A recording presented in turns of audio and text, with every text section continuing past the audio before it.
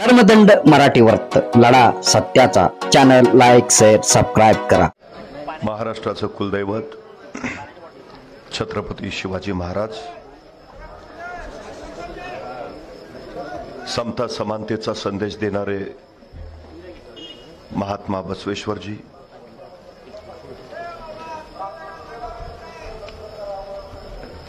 हिंदू हृदय सम्राट शिवसेना प्रमुख वंदनीय बाळासाहेबजी ठाकरे, महाराष्ट्राचे कुटुंब प्रमुख तथा महाराष्ट्राचे माजी मुख्यमंत्री आदरणीय उद्धव साहेब ठाकरे, धाराशिव लोकसभेचे 2024 चे महाविकास आघाडीचे उमेदवार ओमराजे निंबाळकर, त्यांना विजयी करण्यासाठी नव्हे तर महाराष्ट्रात सर्वाधिक मताधिक्य देऊन विजयी करण्यासाठी उपस्थित असलेले आपण सर्व,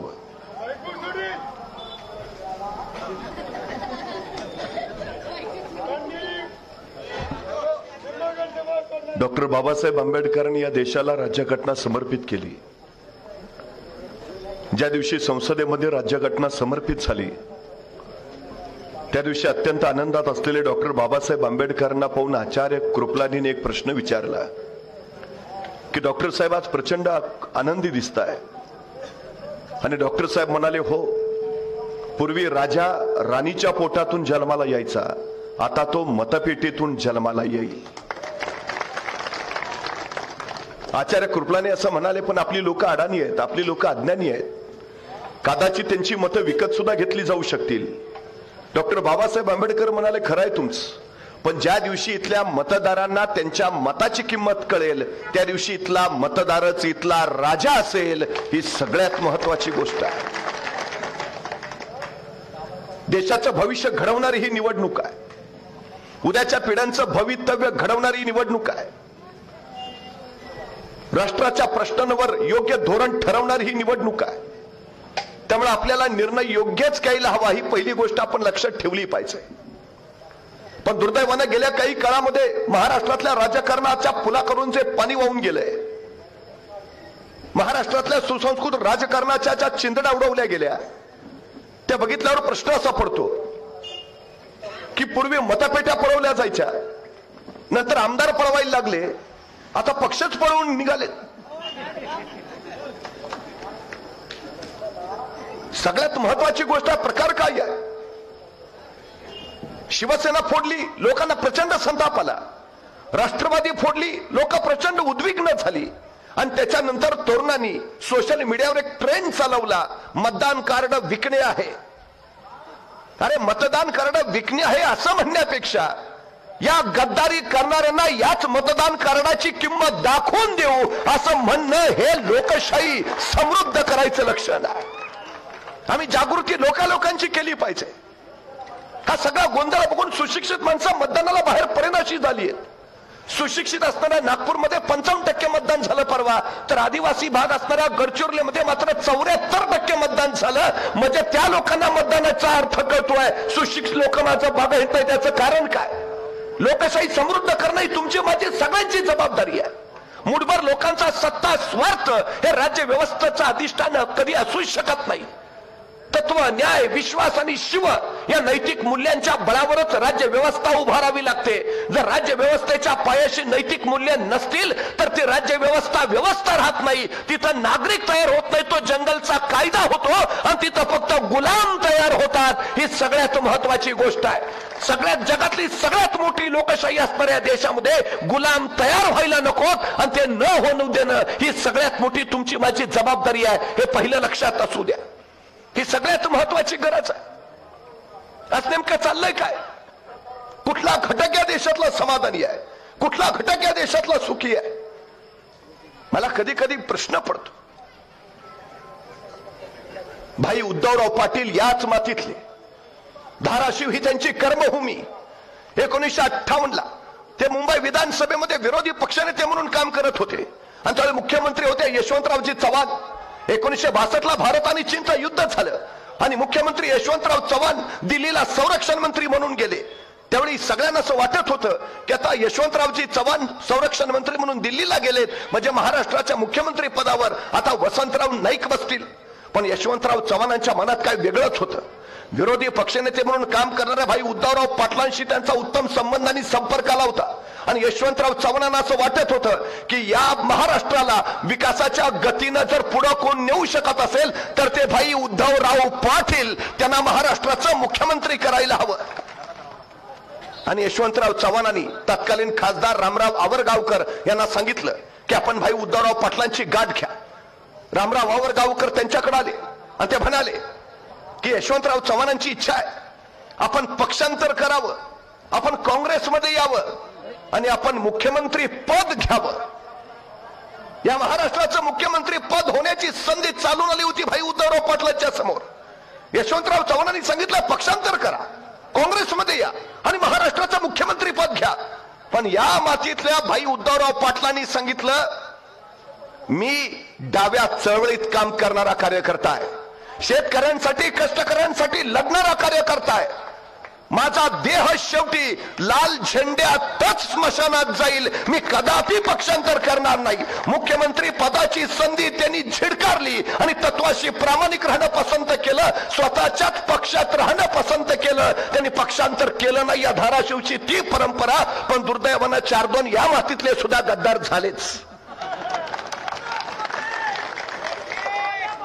पण भाई उद्धवराव पाटलांची निष्ठेची ती परंपरा जर या मातीत कुणी जपली असेल तर ती ओमराजे निंबाळकरांनी जपली, हे आपण लक्षात घेतलं पाहिजे.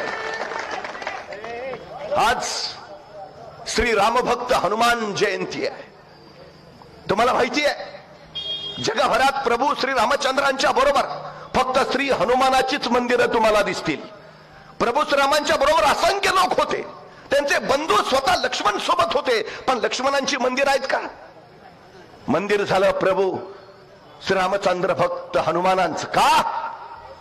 कारण हनुमानांची रामचंद्रांवर प्रचंड भक्ती होती, त्यांच्या ठाई प्रचंड निष्ठा होती.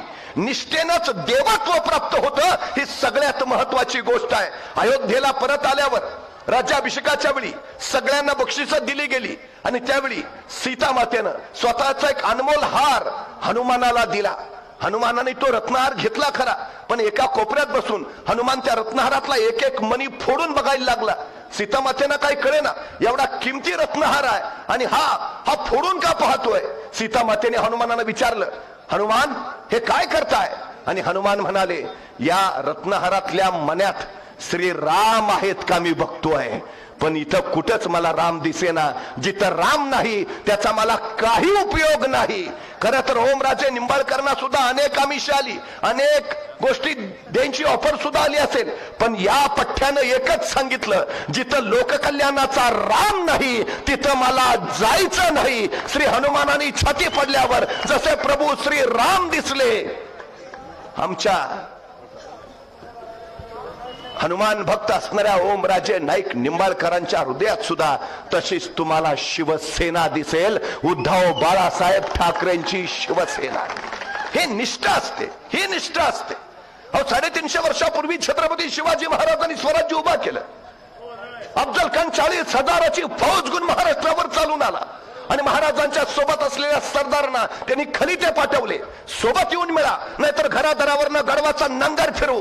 असंख्यानं पत्र गेली. असंच एक पत्र खंडोजी खोपड्यांना गेलं, सोबत या नाहीतर घरादारावरनं गडवाचा नांगर फिरवू. आणि खंडोजी खोपडा गद्दार झाला, अफजल खानाला जाऊन मिळाला. असाच एक खलिता कान्होजी जेदे नाईक देशमुखांकडे आला, तो खलिता घेतला, सोबत या नाहीतर वतनावर जहागिरीवर गडवाचा नांगर फिरवू. कान्होजी तो खलिता घेऊन महाराजांकडे आले. राजा अफजल खानाचा खलिता आलाय, काय म्हणतो? जी सोबत या म्हणतो, नाहीतर घरादारावरनं गडवाचा नांगर फिरवीन. म्हणजे आता सुद्धा नाही का हे भाजपवाले म्हणतात आमच्यात या नाहीतर ईडीआय सीबीआय पाठवू. तसाच प्रकार त्याच वेळी, सोबत या नाहीतर घरादारावरनं नांगर फिरू. महाराजांनी सांगितलं, कान्होजी मग तुम्ही काय निर्णय घेतलात? तसे कान्होजी म्हणले, काय बोलता राज? तसं नव्हे, तुमच्या वतनाचा प्रश्न आहे, घरादाराचा प्रश्न आहे, जहागिरीचा प्रश्न आहे. तसे ताडकन कान्होजी उठले, शेजारचं तांब्या भांड घेतलं आणि त्यातलं पाणी स्वतःच्या हातावर सोडत ते म्हणाले, राजा हे सोडलं पाणी वतनावर, हे सोडलं पाणी जहागिरीवर, हे सोडलं पाणी कुटुंबावर, हे सोडलं पाणी पोराबाळांवर. ह्यो कान्होजी जगल स्वराज्यासाठी आणि मरल स्वराज्यासाठी. राजा मैदानात ज्यावेळी तुम्हाला हाडं दिसतील, ज्या हाडातनं स्वराज्य स्वराज्य आणि शिवराय शिवराय ऐकू येईल, ती हाडत तुम्हाला या कान्होजी जेदे नाईक देशमुखाची असतील. आजही आमच्या ओमराजे निंबाळकरांना विचारा, त्यांच्या धमन्या धमन्यातनं फक्त तुम्हाला एकच आवाज ऐकू येईल, जय महाराष्ट्र. ही सगळ्यात मोठी निष्ठा आहे. निष्ठेनं राज्य उभा राहतात आणि स्वार्थानं फितुरीनं गद्दारीनं ती ढासळतात. हा सगळ्यात मोठा विश्वास आहे. आम्हाला उभा राहायचं आहे ते आता देशासाठी उभा राहायचं आहे. आम्हाला उभा राहायचं आहे ते महाराष्ट्र कल्याणासाठी उभा राहायचं आहे. हे पहिल्यांदा आपण लक्षात घ्या. डॉक्टर बाबासाहेब आंबेडकरांना कदाचित ही आताची परिस्थिती त्याच वेळी लक्षात आली असेल, म्हणून त्याच वेळी त्याचं म्हटले होते की भले जरी सगळे नेते विकले गेले तरी माझं संविधान सुरक्षित राहील, कारण माझं संविधान सर्वसामान्य माणसांच्या हातात आहे आणि माझा सर्वसामान्य माणसांवर विश्वास आहे. ही लोकसभेची निवडणूक नेत्यांची निवडणूक नाही, ही निवडणूक जनतेनं हातात घेतलेली निवडणूक आहे. ही सगळ्यात महत्वाची वस्तुस्थिती. त्यामुळे धाराशिव मधनं कुणी कुठेही महाराष्ट्रात जातो आणि कुणीतरी त्याला विचारलो धाराशिव मध्ये काय होईल, तो म्हणतो धाराशिव मध्ये ओमराजे निंबाळकर. आता फक्त कितीनं एवढंच निकालात बघायचं आहे, बाकी सगळं काम झालंय. का? साधा खासदार आहे, सर्वसामान्य लोकात मिसळणारा खासदार आहे, कायम रेंज मध्ये राहणारा खासदार आहे, फोनवर उपलब्ध असणारा खासदार आहे आणि धाराशिवच्या विकासासाठी रात्रंदिवस काम करणारा खासदार आहे. सगळ्यात महत्वाची गरज आहे ती आहे आम्हाला उद्याच्या भविष्यासाठी ओमराजे निंबाळकरांना संसदेत पाठवणं. ही उद्याच्या देशाच्या भवितव्याची सगळ्यात मोठी गरज आहे.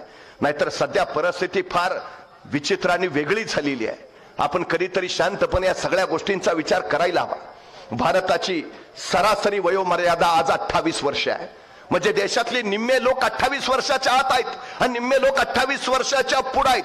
15 ते 18 या वयोगटामध्ये देशात 10 कोटी मुलं आहेत आणि 15 वर्षाच्या आत 36 कोटी मुलं आहेत. म्हणजे 46 कोटी मुलं फक्त 18 वर्षाच्या आत आहेत. ही 46 कोटी मुलं ठरवणार आहेत उद्या देशाचं भविष्य काय असेल. ही 46 कोटी मुलं ठरवणार आहेत उद्या देशाची अर्थव्यवस्था कशी असेल. ही 46 कोटी उद्या आमच्या देशाला महासत्ता बनवणार आहेत. पण हे उद्या सगळं बनवायचं असेल तर या मुलांकडे आमचं लक्ष आहे का? त्यांच्या शिक्षणाची व्यवस्था मी केली आहे का? शिकलेल्या मुलांना रोजगार आम्ही उपलब्ध करून दिलाय का? त्यांच्या बुद्धी संपदेचा मनुष्य संपदेचा देशासाठी योग्य वापर होतो आहे का? हे बघणं सगळ्यात मोठी आमची जबाबदारी आहे. आज परिस्थिती काय झाली आहे, काय अवस्था इथल्या शेतकऱ्यांची. स्वतःच्या रानात काम करणारा घामानं नितळणारा शेतकरी त्याच्या पोराबाळांना शाळेत पाठवू शकतो, त्यांना तो शिकवू शकतो, तेवढी संपत्ती त्याच्याकडे आहे. काय परिस्थिती आहे इथली? कधीतरी आम्ही शांतपणे या सगळ्या गोष्टीचा विचार केला पाहिजे. एका शाळेमध्ये एक सर वह्या तपासत होते पोरांच्या. शुद्ध लेखनाच्या 5 ओळी लिहून आणायला सांगितलेल्या आणि वह्या तपासता तपासता एका पोराच्या जवळ गेले. त्याला सांगितलं वही दाखव. पोरग उभा राहिलं. म्हटलं गुरुजी वही घरी राहिली. गुरुजी म्हणजे हात पुढं कर. सण 2 छड्या पडल्या. त्या वेदीनं ते पोरग कळवळलं. डोळ्यातनं खळदिशा शिरू सुटला. तसे गुरुजी म्हणाले आता 5च्या ऐवजी उद्या 10 ओळी लिहून आणायच्या. तसं ते पोरग म्हणलं गुरुजी नाही जमणार. गुरुजीने परत हातावर छमछम छड्या मारल्या. त्या पोरग यातनेनं व्याकुळलं. गुरुजी म्हणाले आता उद्या 20 ओळी लिहून आणायच्या. तसं पोरग ठामपणे म्हणाल गुरुजी नाही जमणार. गुरुजींनी त्या पोराच्या पाठीवर छड्या मारायला सुरुवात केली. ते पोरग वेदनेनं यातनेनं कळवळत राहिलं. गुरुजी म्हणाले आता 40 ओळी लिहून आणायच्या. पोरग ठामपणे म्हणाल गुरुजी नाही जमणार. मग मात्र गुरुजीच हतवल झाले. त्यांनी पोरला विचारलं अरे तुझ्या भल्यासाठी सांगतोय, शुद्ध लेखनाच्या ओळी रोज लिहिल्या तर अक्षर सुधारेल, अक्षर सुधारलं तर मार्क चांगले पडतील, चांगले मार्क मिळाले तर पदवी मिळेल, पदवी मिळाली तर नोकरी मिळेल, का नाही आणत? तसा तो युलासा पोरगा म्हणाला गुरुजी तुम्ही रोज मला शुद्ध लेखनाच्या 5 ओळी लिहून आणायला सांगता आणि 2 महिने जाणारी माझी वही 15 दिवसातच संपून जाते. मग मी माझ्या बाबाकडे वहीसाठी पैसे मागतो आणि माझा बाप मला म्हणतो तुझा बाप काय कुबेराची औलाद आहे का तुला आठवड्याला वही आणून द्यायला? तुमचा भार सोसतो गुरुजी, पण माझ्या बापाच्या काळजातल्या वेदना मला नाही सहन होत. आमच्या पैठण मधली एक मुलगी संभाजीनगरला शाळेला जायची, पण वडिलांकडे पासासाठी पैसे नाही. मागावी तर मागावी कसे, वडिलांची परिस्थिती सगळी माहिती आहे. पैठणवरनं रोज छत्रपती संभाजीनगरला जायची, पण वडिलांची अवस्था बघितली शेवटी तिने स्वतःच आत्महत्या करून घेतली. आम्ही आमच्या पोरांना शाळेसाठी 4 पैसे देऊ शकत नाही. काय अवस्था करून ठेवली, कसा देश महासत्ता होईल उद्याचा. आता तर 20 पेक्षा कमी संख्या असणाऱ्या शाळा बंद करायचा घातकी निर्णय या सरकारने घेतला. 62,000 शाळा खाजगी कंपन्यांच्या घशात टाकल्या आणि समूह शाळेच्या माध्यमाने 18,473 शाळा बंदच करायचा निर्णय घेतला. म्हणजे आमची पोरं एक तर शेतकऱ्याला शिकवता येत नाही, जो शिकवायचा प्रयत्न करतोय त्याच्यासाठी आता शाळेची दारच बंद. कशी घडतील पोरं ही आमची. 70% लोक या देशातली शेती करतात. त्या जगाच्या पोशिंद्याची अवस्था नेमकी कशी आहे आज. उद्धवजी ठाकरे मुख्यमंत्री होते, 11,000 रुपये क्विंटल सोयाबीनला भाव होता. हा सोयाबीनचा भाव झालाय 4,500 रुपये. का झाला माहितीये? सोयाबीनचे दर कुणी पाडले माहितीयेत? या केंद्र सरकारने, मोदी सरकारने 1,38,000 कोटीचं खाद्यतेल आयात केलं. 165 लाख टन सबक तेल देशात आलं. आमच्या शेतकऱ्याच्या सोयाबीनची गरजच नाही, म्हणजे सोयाबीन पडून राहिलं. कांदा चांगला झाला, कांद्याला परदेशात दर होता, 40% निर्यात शुल्क लावलं. परत कांद्यावर निर्यात बंदीच घातली. परदेशातला दर उतरला, मग निर्यात बंदी उठवली. तुम्हाला माहिती आहे, भारत हा जगभर कांदा निर्यात करणारा सगळ्यात विश्वासार्ह देश होता. पण केंद्र सरकारच्या धोरणामुळे भारतातल्या शेतकऱ्यांचा कांदा परदेशात गेलाच नाही. सबब जगानं पाकिस्तानचा कांदा विकत घेतला. हे केंद्र सरकार कुणाचं भलं बघतंय, भारतातल्या शेतकऱ्यांचं का पाकिस्तानच्या शेतकऱ्यांचं? आमच्या शेतकऱ्याला कांदा परदेशात पाठवून न दिल्यामुळे जगानं पाकिस्तानचा कांदा घेतला, त्यांचं भलं झालं. तुम्हाला माहिती आहे, पूर्वी असं म्हणत होते की 1 क्विंटल कपाशी आणि 1 तोळा सोनं यांचा दर एकच होता. एकच होता दर.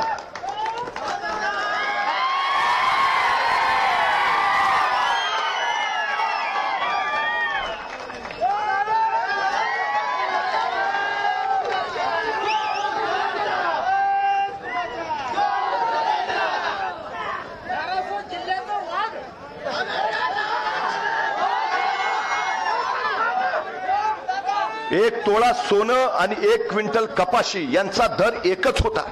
आज सोनं गेले 78,000वर आणि कपाशी आले 7,000च्या आत. हे राज्य शेतकऱ्यांचं आहे. केंद्रात बसलेलं हे मोदी सरकार शेतकऱ्यांच्या विरोधातलं सरकार आहे. हे पहिलं आपण नीट लक्षात ठेवा. गेल्या काही दिवसामध्ये 17.5 लाख लोकांनी देश सोडला. 2.5% लोक अशी होती ज्यांची संपत्ती 500 कोटीपेक्षा पुढे, ते इथं उद्योग निर्माण करू शकत होते पण गेले. आणि 97% आमची तरुण पोरं इथं नोकऱ्यांच्या संध्या नाहीत म्हणून परदेशात निघून गेली. तिकडं मी परवा दुबईला गेलो होतो, मला वाटलंच नाही मी दुबईत आहे. आपलीच गँग सगळी. म्हणलं इकडं काय, म्हणले तिकडं काय आहे. तिकडं काय नाही म्हणून इकडं आहे. अरे आपली माय पंढरी सुरमची पोरं परदेशात का निघालीत? नोकऱ्या नाहीत म्हणून. तुम्हाला माहिती आहे, ऍपल मध्ये 34% भारतीय पोर आहेत, मायक्रोसॉफ्ट मध्ये 32% भारतीय पोर आहेत, इंटेल मध्ये 17% भारतीय पोर आहेत, IBM मध्ये 27% भारतीय पोर आहेत, आणि अमेरिकेची अंतराळ संशोधन नासा त्याच्यामध्ये 36% भारतीय मुलं आहेत. म्हणजे आमच्या पोरांच्या बुद्धी संपदेचा वापर आमच्या देशाची अर्थव्यवस्था बळकट करण्यासाठी नाही, इतर देशांची अर्थव्यवस्था बळकट करण्यासाठी होतोय. हे आम्ही लक्षात घेतलं पाहिजे. 80 कोटी जनता रेशनच्या धान्यावर जगते. 80 कोटी. म्हणजे या गोष्टीची लाज बाळगायची सोडली आणि हे सरकार जाहिरात करतोय 80 कोटी लोकांना आम्ही मोफत रेशन देतो. अरे दिवाळी सारखा सण साजरा करायला सुद्धा 100 रुपयाचा आनंद शिला द्यावा लागतो. इतकी परिस्थिती बिघडली आमच्या लोकांची, आणि तुम्ही काय सांगता? हे कधीतरी आम्ही शांतपणे या सगळ्या गोष्टींचा विचार केला पाहिजे. एका राजाच्या दरबारात एक गायक आला. गाण्याची मैफल चालू झाली आणि गाण्याची मैफल चालू झाल्यावर गायकानं गाणं चालू केलं. इतकं सुंदर गायला की राजा प्रचंड खुश झाला. अप्रतिम, बहुत खूप, मी भयान खुश आहे तुझ्या गाण्यावर, 15 लाख तुझ्या खात्यावरच जमा करतो. राजाचं बक्षीस ऐकलं, गायकाला जे हुरूप चढला, 15 लाख खात्यावर, म्हणजे विषयच मिटला म्हटला. त्यांना आणखी गाणं चांगलं म्हणायला सुरुवात केली. चांगलं गाणं, इतकं चांगलं गाणं म्हटला. राजा भयान खुश, म्हटला पक्क घर दिलं, चल. आता तर गायकाला ऊर भरूनच आला, तो आणखी चांगलं गायला लागला, राजा आणखी खुश झाला, तुझ्या पोरला नोकरी दिली, चल.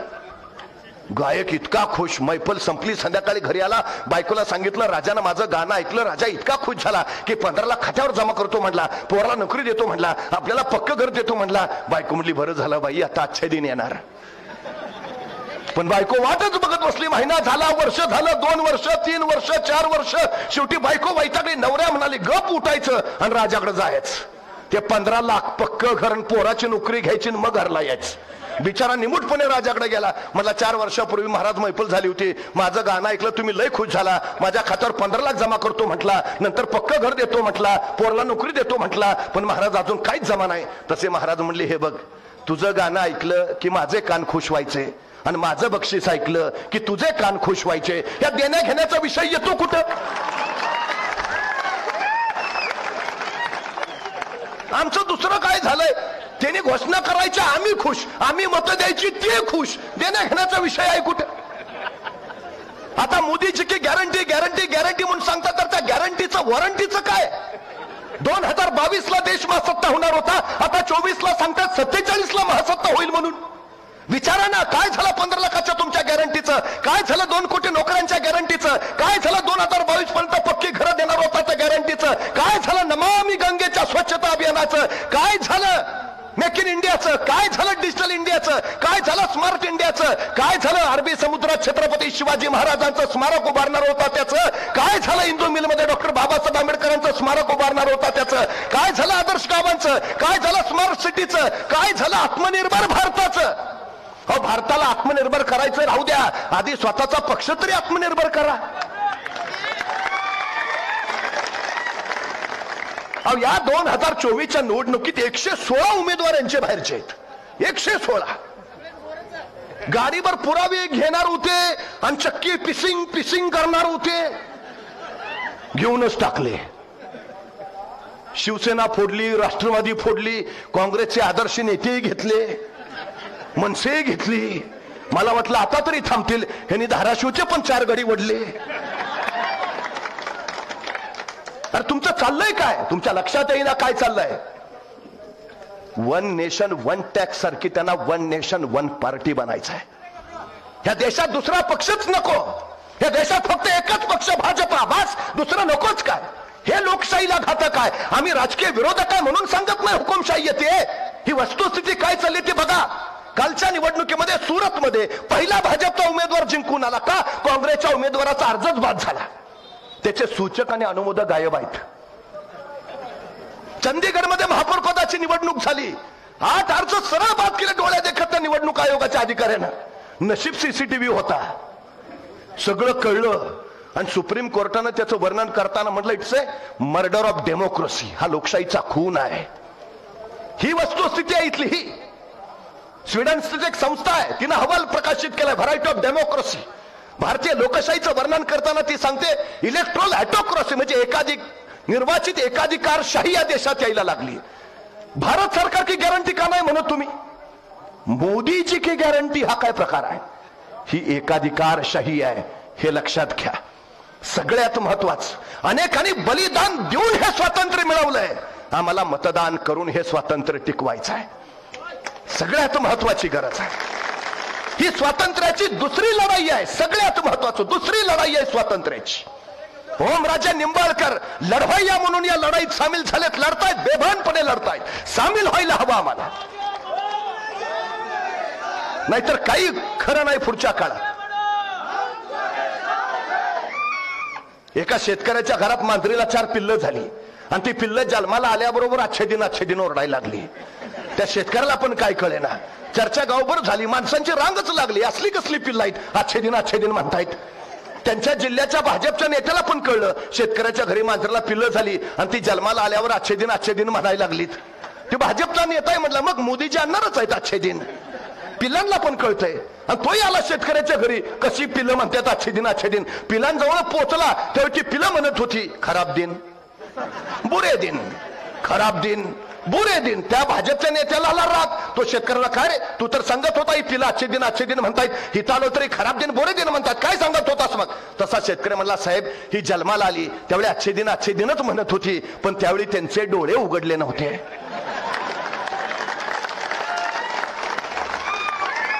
अरे गेल्या 10 वर्षाचा कारभार बघून आमचे डोळे उघडलेत का. उघडायला हवेत तर लोकशाही वाचेल. परवा भाजपचे खासदार म्हणाले आम्हाला 400 पार का जायचंय कारण आम्हाला संविधान बदलायचं आहे. संविधान लक्षात घ्या काय चाललंय ते. शेतकऱ्यांचं आंदोलन दिल्लीच्या तिथं होतं. रस्ते उकडले गेले खिळे ठोकले गेले गोळीबार अश्रुधुराचा नळकांड्या सोडल्या. हा देश कुणाचा आहे शेतकऱ्यांचा नाही. 5000 शेतकरी मारले गेले. वारकऱ्यांवर लाठीचार्ज झाला. जालन्याला मराठा समाजानं आरक्षणासाठी आंदोलन केलं तिथं बेभान लाठीचार्ज केला का. कुणाचं राज्य आहे. नीट आणि आपण शांतपणे या सगळ्या गोष्टींचा विचार केला पाहिजे. तुम्हाला माहिती असेल तर सांगतो छत्रपती शिवाजी महाराजांनी आम्हाला महाराष्ट्र धर्म दिलाय. हा महाराष्ट्र धर्म म्हणजे काय तर राष्ट्राचं रक्षण करणं हा महाराष्ट्र धर्म आहे. मराठे पानिपतावर गेले 1 लाख बांगडी फुटली पानिपतावर का त्यांनी महाराष्ट्र सांभाळावा नाही. महाराजांनी सांगितलं राष्ट्राचं रक्षण. अब्दाली महाराष्ट्रावर आक्रमण करायला येत होता नव्हे देशावर राज्य करायचं होतं म्हणून मराठे गेले लढले पराभूत नाही झाले. मराठ्यांच्या त्या पराक्रमामुळं या देशावर परत कुठलाही परकीय आक्रमक आला नाही. याच्या उलट अवघ्या 10 वर्षात महाजी शिंदेनी दिल्लीच्या तख्तावर भगवा फडकवला आणि 35 वर्ष दिल्लीच्या तख्तावर शिवरायांचा भगवा फडकत राहिला. हा महाराष्ट्र धर्म आहे. दिल्लीचे तख्त राखितो महाराष्ट्र माझा. आता राखितो नाही तख्तावरी बैसतो महाराष्ट्र माझा. या भूमिकेनंच आम्हाला जावं लागेल. सेनापती बापट असे म्हटले होते की महाराष्ट्र मेला तर राष्ट्र मेले. मराठ्या विना राष्ट्र गाडानं चाले. खरा वीर वैरी पराधीनतेचा महाराष्ट्र आधार या भारताचा महाराष्ट्राचा आधार आहे. पण महाराष्ट्रानं आज उभा राहिलाच हवं. उद्धवजी ठाकरेंच्या खांद्याला खांदा लावून उभा राहिलाच हवं. ही सगळ्यात आणि सगळ्यात महत्वाची गरज आहे. 150 वर्ष इथं इंग्रजांनी राज्य केलं. त्याच्या आधी मोगलांचं राज्य होतं. पण इंग्रजांनी असं नाही सांगितलं की आम्ही मोगलांकडनं हिंदुस्थान जिंकून घेतला. त्यांनी असं नाही लिहिलं आम्ही गुजरातांकडनं हिंदुस्थान जिंकून घेतला. त्यांनी असं नाही म्हटलं आम्ही तामिळींकडनं हिंदुस्थान जिंकून घेतला. त्यांनी असं लिहिलं आम्ही मराठ्यांकडनं हिंदुस्थान जिंकून घेतला. देशाच्या रक्षणाची जबाबदारी आपल्यावर आहे महाराष्ट्रावर आहे. त्यामुळे उभा राहावं लागेल. उभा राहावंच लागेल. नाहीतर उद्याची पिढी आपल्याला विचारेल देश लुटला जात होता त्यावेळी तुम्ही काय करत होता. महाराष्ट्रातले उद्योग गुजरातला पळवले जात होते. आमच्या तरुणांचा रोजगार तिकडे नेला जात होता. तुम्ही काय करत होता. हुकुमशाही आणली जात होती. तुम्ही काय करत होता. संविधान बदललं जात होतं. तुम्ही काय करत होता. शेतकरी आत्महत्या करत होते. तुम्ही काय करत होता. आम्हाला अभिमानानं सांगता आलं पाहिजे बाळा असं काही होणार नाही कारण आम्ही ओमराजे निंबाळकरांच्या खांद्याला खांदा लावून लढत होतो आम्ही. हा महाराष्ट्र आहे. आपण महाराष्ट्र म्हणून उभा राहिलं पाहिजे. देशाचं रक्षण करायची लोकशाहीचं रक्षण करायची संविधानाचं रक्षण करायची जबाबदारी आमच्यावर आहे. यांचे डाव चालू होतात. आता महात्मा बसवेश्वरांनी आम्हाला समतेचा समानतेचा संदेश दिला. पण पूर्वी एक शोध लागला. दगडावर दगड घासला की ठिणग्या उडतात आणि मग आग लागते. आगीचा शोध असा लागला. आता त्यांना नवा शोध लागलाय. जातीवर जात घासली धर्मावर धर्म घासला की ठिणग्या उडतात आणि आग पेटते आणि मग त्या आगीवर आपल्याला आपल्या सत्तेची पोळी भाजून घेता येते. हे डाव हाणून पाडायला हवेत. हे डाव हाणूनच पाडायला हवेत. हे पहिला लक्षात असू द्या. हा महाराष्ट्र आहे. रुमनं बाजूला टाकून दिल्लीच्या तख्ताला पोलादी हाताने धडका मारणारा हा महाराष्ट्र आहे. चिनाबच्या पल्यावर जाऊन अब्दालीच्या पोरांच्या नांग्या ठेचणारा हा महाराष्ट्र आहे. मृत्यूच्या कराल दाडेतही बचेंगे तो और भी लढेंगे असं कडाडणारा हा महाराष्ट्र आहे. मराठा हो चढकर मारूंगा असं म्हणत उत्तरे थैमान घालणारा हा महाराष्ट्र आहे. हा महाराष्ट्र सांगत राहिलाय. हा महाराष्ट्र वाघांचा. महाराष्ट्र आणि वाघ उगा कुणाच्या वाट्याला जात नाहीत. पण कुणी डिवचलं तर फाडल्याशिवाय आणि गाडल्याशिवाय थांबत नाही. ही लढाई आहे. या लढाईला आपण उभा राहायला हवं. येत्या निवडणुकीमध्ये पक्षप्रमुख उद्धवजी ठाकरेंच्या शिवसेना या पक्षाच्या मशाल या चिन्हाचं बटन दाबून ओमराजे निंबाळकरांना देशात सर्वाधिक मताने आपण विजयी कराल असा विश्वास मला आहे। सगळ्यात महत्वाचं याचं कारण त्यांच्या हृदयात महाराष्ट्र आहे, त्यांच्या हृदयात राष्ट्र आहे, त्यांच्या हृदयात शिवसेना आहे। उगाच आपलं हृदयात भाजपा, रक्तात राष्ट्रवादी आणि हातात धनुष्यबाण असला प्रकार नाही। त्यामुळे निश्चितपणे मला खात्री आहे आपण ओमदादांना प्रचंड मताधिक्यानं निवडून द्याल अशी अपेक्षा करतो। थांबतो। धन्यवाद।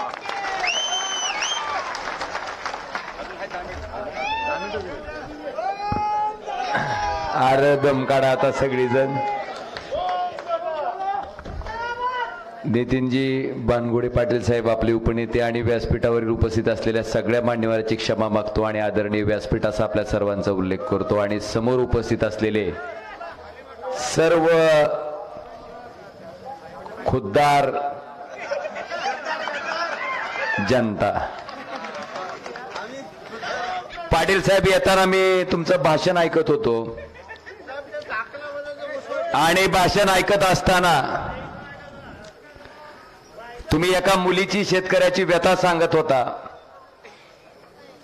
की फीस भरायला पैसे नाही म्हणून आत्महत्या केली, शिकता येत नाही म्हणून। ही जशी घटना आहे तशीच आपल्या या शहरातली, उस्मानाबाद शहरातली, धाराशिव शहरातली एक घटना आहे। एका मराठा समाजाच्या शेतकऱ्यानं दिवसभर डी फार्मसी कॉलेजच्या 3-4 चक्रा मारून स्वतःच्या मुलीला घेऊन जेव्हा असं लक्षात आलं की ह्या लेकीची फीस काय आपण भरू शकत नाही म्हणून त्या मुलीच्या वडिलांनं रात्री येऊन आत्महत्या केली। मला दुर्दैव या गोष्टीचं वाटतंय की त्याच जिल्ह्यामध्ये, त्या जिल्ह्याचा विकास म्हणून 40 वर्ष मिळवणारे हे पाटील कुटुंब, ह्याच पाटील कुटुंबाच्या आता माझ्या समोर उमेदवार आलेल्या अर्चनाताई पाटील साहेब, आमच्या शेतकऱ्याच्या घरच्याकडे 2 पळ्या सुद्धा नाही तो मंगळसूत्राच्या सोन्याच्या, 2 पळ्या नाहीत। त्या सुद्धा पळ्या पेरणीच्या टायमाला कुठल्या तरी सावकाराकडे गहाण ठेवून ती शेतकरी पेरणीसाठी पैसे आणतंय। आणि ज्याने 40 वर्ष या जिल्ह्याचं नेतृत्व केलं त्यांच्या सुनेकडं, माझ्या विरोधात उभा असलेल्या अर्चनाताईकडं 350 तोळ्यापेक्षा जास्त सोनं आहे। कुणाचा विकास झालाय नेमका? कुणाचा झालाय? तुम्ही ठरवा आता, तुम्ही ठरवा। ओमराजे संपर्कात आहे का सगळ्याच्या?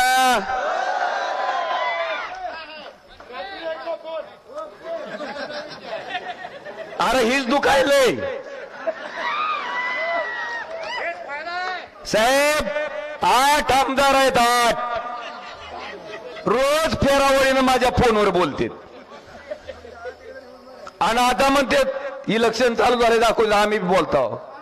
अरे तू हे आता दाखवायसाठी बोलायलाय? ओमराजे मागच्या 5 वर्षापासून रोज बोलतोय, दुखायलंय। संपर्काच्या बाबतीत बोलू शकत नाहीत। मला तुम्हाला सगळ्याला प्रश्न विचारायचा आहे, त्याच मराठा शेतकऱ्याची व्यथा बघून जरांगे पाटलाचं आंदोलन होण्यापूर्वी ह्याच ओमराजेनं लोकसभेत मराठा आरक्षण हा विषय लावून धरला। काय म्हणलं की तामिळनाडू राज्याचं मराठा आरक्षण 50%च्या पुढे गेल्यावर जर टिकू शकत असेल तर महाराष्ट्राचं सुद्धा आरक्षण जसं अफिडेव्हिट केंद्र सरकारनं तामिळनाडू सरकारच्या बाबतीत दिलं तसंच द्या आणि मराठा समाजाचं आरक्षण टिकवा। मला तुम्हाला विचारायचंय, महात्मा बसवेश्वरांना मानणारे लिंगायत समाजातील सगळे अनुयायी ज्यांनी 12व्या शतकामध्ये समानतेचा संदेश दिला, हा समाज त्या ठिकाणी अल्पसंख्याक समाजाच्या दर्जाची मागणी करतोय, लिंगायत धर्माची मागणी करतोय। ही मागणी करणारा सुद्धा तुमचाच एकमेव खासदार ओमराजे त्या ठिकाणी संसदेत होता। धनगर आरक्षण, मुस्लिम आरक्षण हा मागणारा फक्त एकमेव खासदार तुमचा लोकसभेत होता. आता मला नाव नेमकं कशात ठेवता हो? ह्या जिल्ह्याचं शासकीय वैद्यकीय महाविद्यालय आम्ही धाराशिवला केलं, मंजूर केलं, चालू केलं. 3ऱ्या वर्षाचे ऍडमिशन चालू आहेत. पुढच्या वर्षी डॉक्टर झालेली मुलं त्या कॉलेजमधून बाहेर पडतात. हे उद्धव ठाकरे साहेबांच्या काळात त्या ठिकाणी आम्ही करून घेतलं. 1303 कोटी रुपयाची RDSS ची योजना राबवली. 40 नवीन सबस्टेशन आपल्या जिल्ह्यासाठी मंजूर केलेत. 1303 कोटी खर्च करून हे ओमराजेने केलंय. अनेक कामं सांगता येतील. अरे जी शेतकऱ्याची गाय आजारी पडल्यावर त्याच्याकडे डॉक्टर पाठवत असेल, तुमच्या भवितव्यावर परिणाम करणाऱ्या केंद्र सरकारच्या आणि राज्य सरकारच्या योजनेवर ओमराजेचं दुर्लक्ष होईल का? साहेब मला इथल्या ठगावर बोलायचे हो.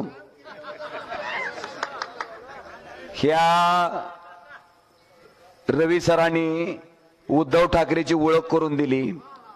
उद्धव ठाकरेंनी त्याला 3 वेळेस आमदार केलं. तुम्ही 7-7 रुपये दिले आणि हे रवी सर बरोबर गद्दारी केली आणि ठाकरे साहेबाबरोबर गद्दारी केली. 50 खोके घेऊन तिकडं पालतं पडलंय आणि मला म्हणतोय ओमराजे ठग आहे. अरे ठग जर असतो तर तुझ्यासारखा भारतीय जनता पार्टीच्या वॉशिंग मशीन मध्ये धुवून स्वच्छ व्हायला तिकडं पालता पडलो असतो. इमानदार आहे, संघर्ष माझ्या रक्तात आहे. तसला डॉक्टर पाटील गार करून आलोय मी. कोणी कुठं जरी गेलं तरी ओमराजे निष्ठेशी तडजोड करणार नाही. डॉक्टर पाटलाचा राणा पाटील 40 वर्ष ज्या पवार साहेबांनी मंत्री केलं त्याला एका रात्रीत सोडून गद्दारी करून भारतीय जनता पार्टीत गेला. पण ज्या उद्धवजी ठाकरेंनी मला एकदा आमदार आणि खासदार केलं, त्यांचा पक्ष फुटत असताना, चिन्ह जात असताना, सत्ता जात असताना त्या 50 खोकेवर लात मारून उद्धवजी ठाकरे साहेबाच्या मागे प्रामाणिकपणे मी उभा आहे. मला जास्त काय सांगायचं. धर्मदंड मराठी वर्त, लढा सत्याचा. चॅनल लाईक शेअर सबस्क्राईब करा.